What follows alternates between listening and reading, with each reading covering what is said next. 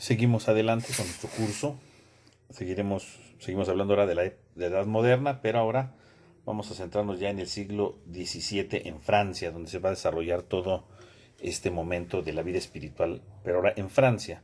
Mientras que en el siglo XVI en España es todo el esplendor, en el siglo XVII, ¿verdad? Va sumergiéndose, pero empieza a alzarse Francia como el gran siglo francés, ¿verdad? En este ámbito de la vida espiritual. Dos acontecimientos van a favorecer la vida espiritual en Francia. Por un lado, la muerte de Felipe II, que muere en el Escorial, y sobre todo el edicto de Nantes, donde va a darse una tregua durante 30 años en el ámbito religioso, ¿no? Que no estén peleándose católicos contra calvinistas. Entonces eso pues, va a propiciar cierta paz, cierta armonía, y entonces va a permitir el florecimiento de la vida espiritual. Ahora, los antecedentes centrales para la vida espiritual, bueno, por un lado el Concilio de Trento, ¿verdad? Estaban entrando ya en vigor algunas cosas de lo que se pedía en el Concilio de Trento ya en el siglo XVII en Francia. El edicto de Nantes, que habíamos dicho, ¿no? Que en 1598 se hace esta tregua de paz entre calvinistas y católicos, aunque en realidad era una tregua, pero en realidad favorecía más a los católicos que a los calvinistas. Habría que dar esa pequeña nota.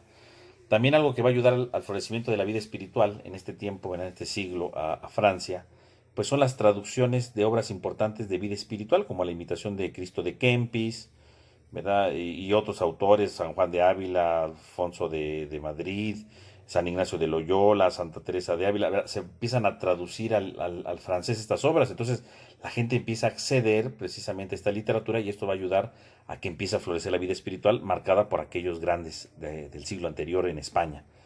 También van a empezar a aparecer congregaciones femeninas, religiosas, dedicadas a la atención de ancianos y pobres, educación de niños y jóvenes, lo cual pues también va a ayudar mucho pues para poner ciertas raíces de vida espiritual, ¿no? Esto va a ayudar mucho. Se crea un famoso círculo de Madame Acarie, que es una esposa y madre de familia, que genera un movimiento místico conocido como escuela abstracta, que anunciaba y predicaba la mística de esencias, es decir, la extinción de toda actividad nocional para alcanzar directamente la esencia divina, o sea, suspender todo lo sensible para unirse a Dios, ¿no? A la esencia divina. Y que esto pues va más allá de cualquier mediación creada, ¿no? Y seguir allá. Entonces este tipo de cosas pues fueron dando, ¿verdad? Este ambiente espiritual. Incluso San Francisco de Sales toma un poco de esto, ¿no? Bebe un poco de esta espiritualidad que va surgiendo aquí. Aparece también la Compañía del Santísimo Sacramento, fundada en París en el 1627, donde se habla de cómo se debe de participar. Bueno, más bien en ella participaban laicos y algunos sacerdotes, se dedicaban a obras de caridad, que iba ayudando mucho, ¿verdad?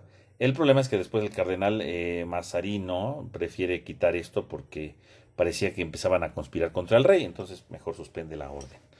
Y también pues aparece un humanismo devoto, ¿no? Se valora al hombre, se valoran sus capacidades, su belleza, su saber, su tradición cultural, etcétera, precisamente resaltando el valor del hombre, ¿no? Que es parte de todo el pensamiento que va surgiendo ya desde el siglo anterior, ¿no?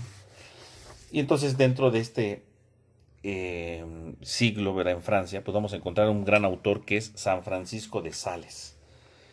San Francisco de Sales, que va a ser un gran promotor de la santidad. Todos estamos llamados a la santidad, que es un principio que, si nosotros lo recordamos, en la Lumen Gentium número 40 lo dice, ¿no? La santidad está intrínseca en todo cristiano bautizado, ¿no? Todo el que es bautizado te ha llamado a la santidad. No es el privilegio de algunos cuantos, todos estamos llamados a la santidad. Eso ya dice el Concilio Vaticano II. Y si a nosotros a veces no nos la creemos, ¿no? Hay personas que hoy día todavía dicen, ¿cómo le podría hacer para ser santo? O yo no puedo ser santo, ¿no? Porque lo ven como algo distante, siendo que la santidad es un deber, es parte de la vida cristiana actual, ¿no? Y hoy en día no se entiende. Bueno, pues en la época de San Francisco de Sales menos se entendía, ¿no? Porque en aquel tiempo se pensaba que los únicos que podían acceder a la santidad eran precisamente los que estaban en la vida monástica.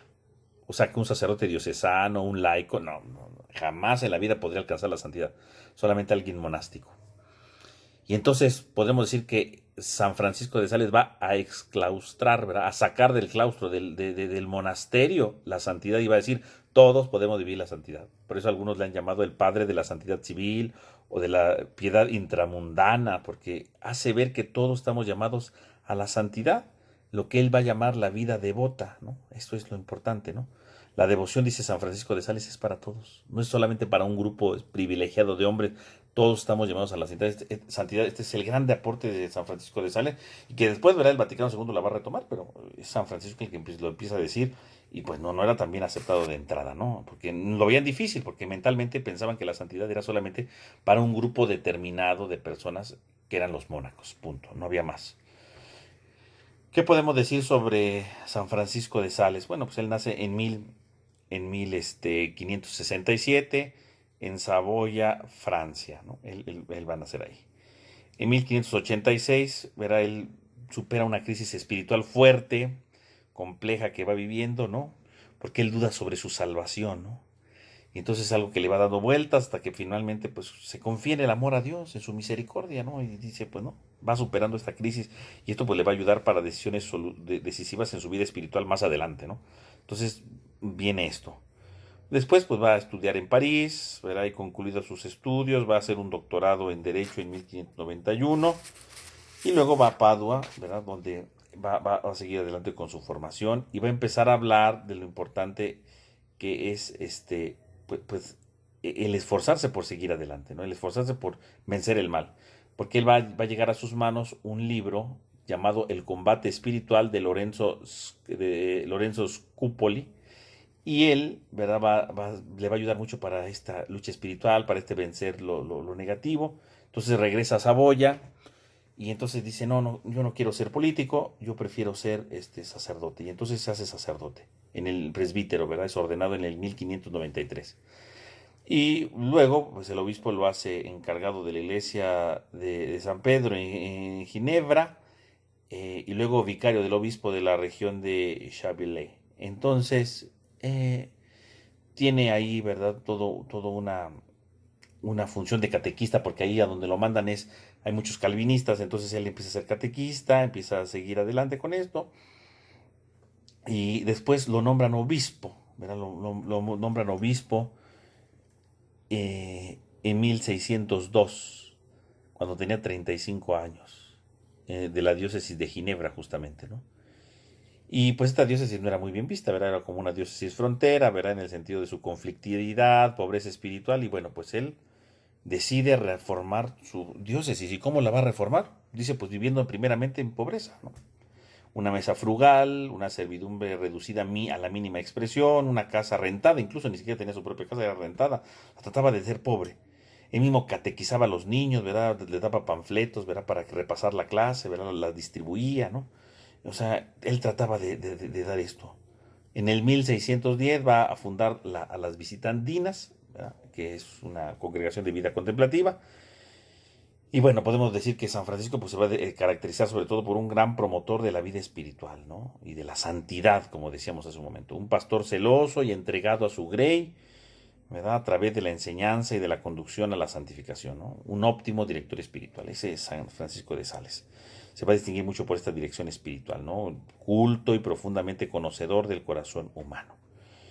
Y por supuesto, pues la misma tradición, sus mismas raíces familiares, pues le ayudaban mucho para irse formando humana, académicamente, y su vida interior.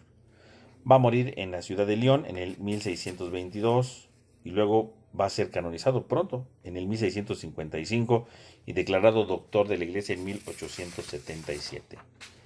Entre los escritos de San Francisco, pues tenemos las obras importantes, las más importantes, que son, en primer lugar, la introducción a la vida devota, ¿no? Que es una obra fundamental, como ahorita decíamos, ¿no? Para todos estamos llamados a la santidad, que comenzó a escribirla en el 1604, y su primera edición será del 1608, y luego su edición típica en el 1619.